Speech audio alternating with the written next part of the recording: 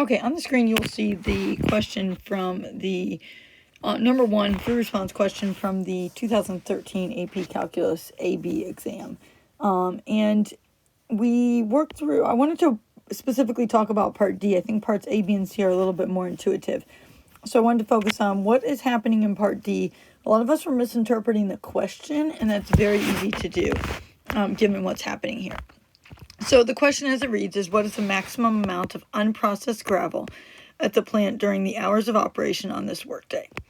So we need to understand that the function G is only half the story, is how I could explain it to you.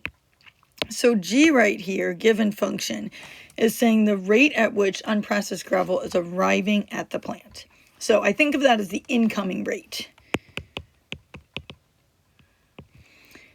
And there is an outgoing rate, or a rate at which the gravel is being processed. And so when the question asks, what's the amount of unprocessed gravel during the workday, and like, how is that changing? It's because something's coming in, and it's coming in at a certain rate, and then it's also being processed at a certain rate. So there's like a second hidden rate here, and that is this constant rate of 100 tons per hour. So that's like I'm going to call that like an outgoing rate. It could be the rate at which it's being used. I'm assuming it's processed and then like taken places. And it's not written as a function, but we could almost think of that as that some other function. I'm calling it P of T for processing. And that's 100. It's just a constant. So we don't necessarily need to write it as a function, but that might help to think of it that way. Okay. And then there's one other thing that we're going to have to take into account, and that is this 500. That is not a rate. That's an amount.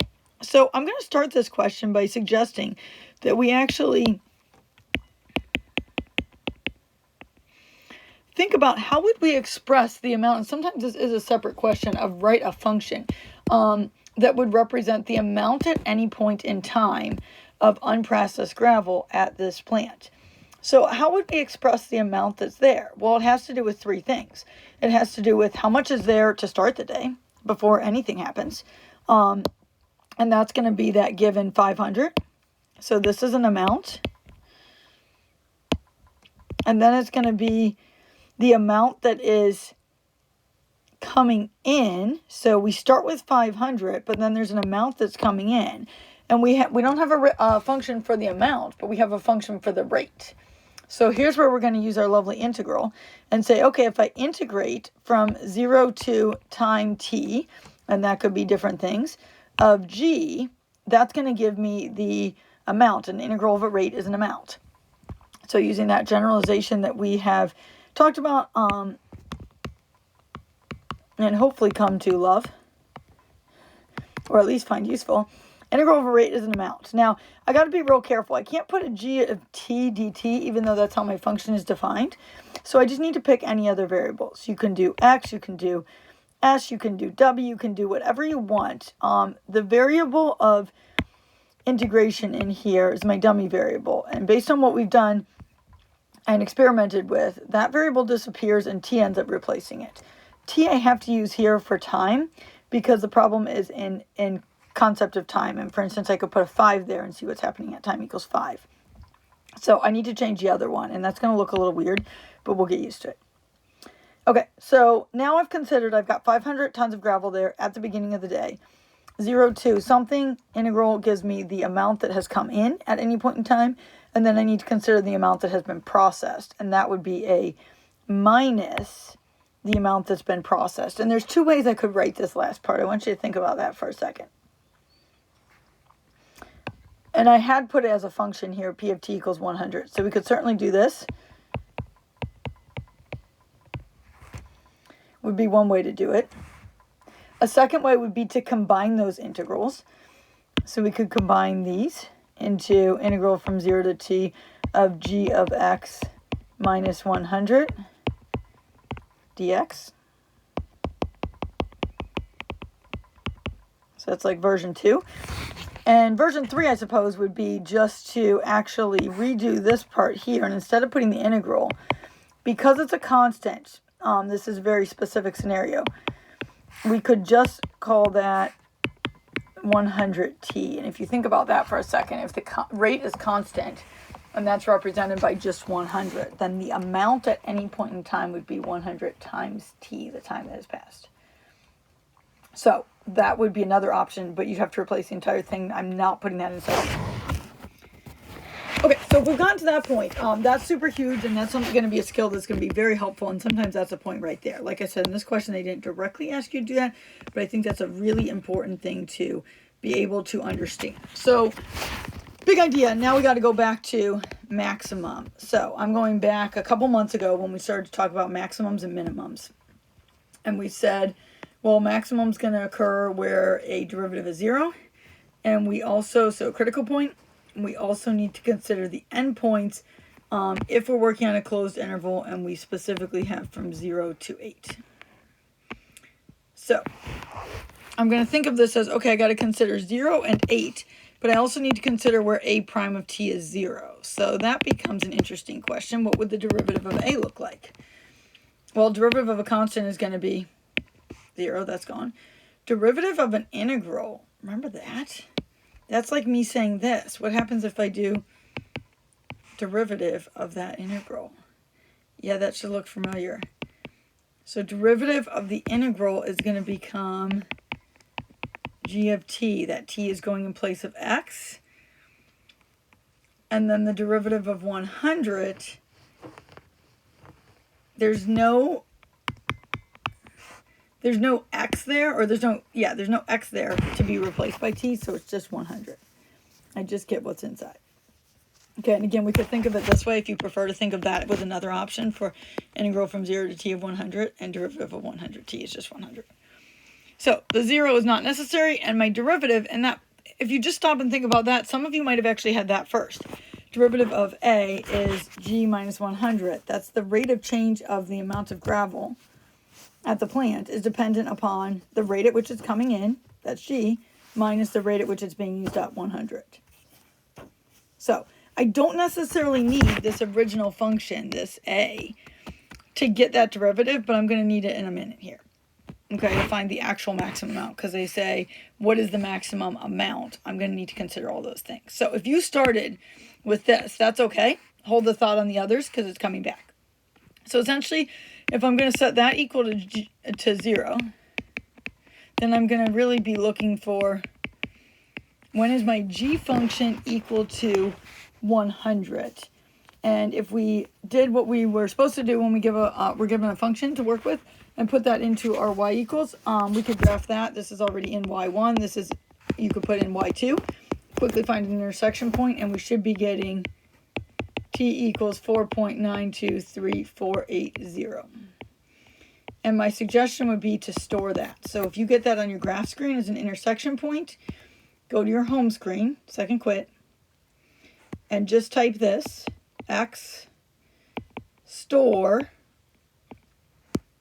which I forget exactly where that is, but I can look at my calculator and tell you the store button is above the, oh no, it's an actual button. Yeah, it's right above the on. I thought it was a second function. It's not a second function.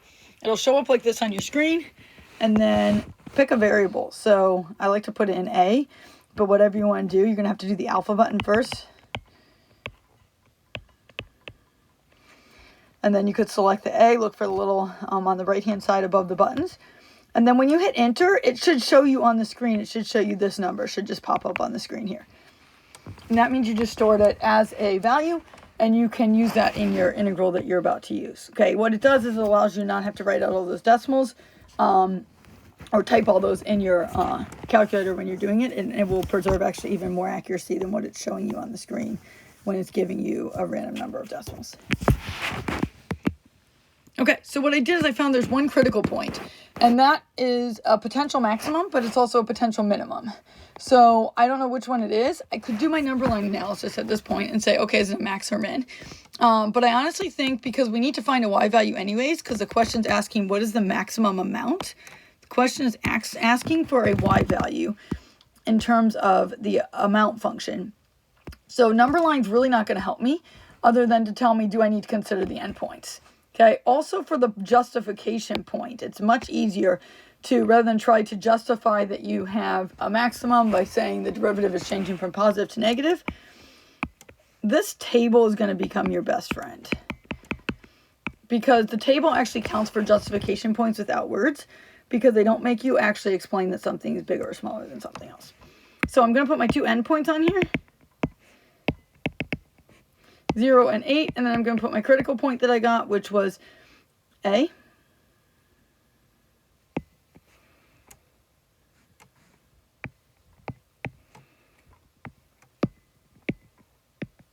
So I'm going to put a little note there, let t equal 4.923480 be A, and then I can just use that. That's one way we could do it. We could also, if you don't like that, you could just put this here, 4.923480. I would suggest putting more decimals. You don't want to round it to 3 decimal places until the end, and you want to indicate that you're not rounding until the end. So even if you're using the value in your calculator and not communicating that on paper, that's confusing. They want to see that you're using the whole value. And now I need to figure out what is my amount at each one of these points. So, good news. We already know the first one. We had 500 tons of gravel at the beginning of the day, times 0. Now I need to find the others. So, I'm going to go back to this function. Remember when I said we're going to use this? And all I'm going to do is I'm going to replace that t. So you don't need to use both of the parts in blue. Remember, you can use either one of those, or you can use this function here. You're going to replace the t, only the t, keep the x as an x. You're going to replace the t with a. If you store that value, you can actually type alpha a right there, and it'll use that value. Otherwise, you're going to have to type out all those decimals. And please do that. Take the time to do that. Make sure you're getting the right answer. You should get the answer of 635.376123. And then when you type in 8 instead of A, or 4.923480, when you put 8 into that function, and I'm just doing this on my home screen, folks, using my math 9 gives me my integral, and you can type that all in one command. Do not do this on your graph screen. It's going to take way too long.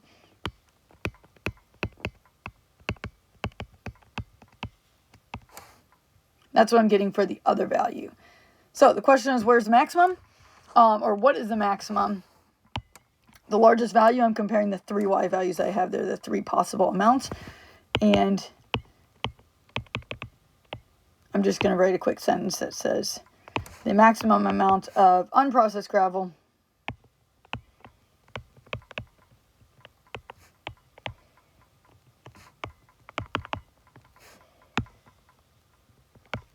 at the plant during the workday or during the interval from 0 to 8 is 635.376 tons. At this point, you can finally round to your 3 decimal places that we're training ourselves to do. Until then, we really should keep exact values. Okay, I know that took a little bit of time, but I hope that process made sense. I'm going to go ahead and put the rubric up for you to check. This is the AP rubric that they published with point values here. So if you want to take a look at where the point values came, A, B, and C are also on the screen. And then D looking very similar to what I did. 3 points for that. Pretty cool. You get 1 point just for considering when A prime of t equals 0. Even if you messed it up, you didn't get the right t value. If you actually wrote down, okay, I need to consider when A prime of t equals 0, you would get a point for that. Okay, justification point here is this table itself. If we didn't do that, we would have had to use some wording to show that we had our only one relative maximum, and that is therefore the absolute maximum. And that becomes a bit tricky. Okay. Thanks for watching. I hope that helps. You'll see this question commonly in these types of questions, especially when you have the 2 rates, a rate coming in and a rate coming out. Sometimes they're separately defined as actually like 2 names, G of t, and like I called that other one, P of t. So I think that's a little bit easier of a case, but very, very similar to what we just saw here.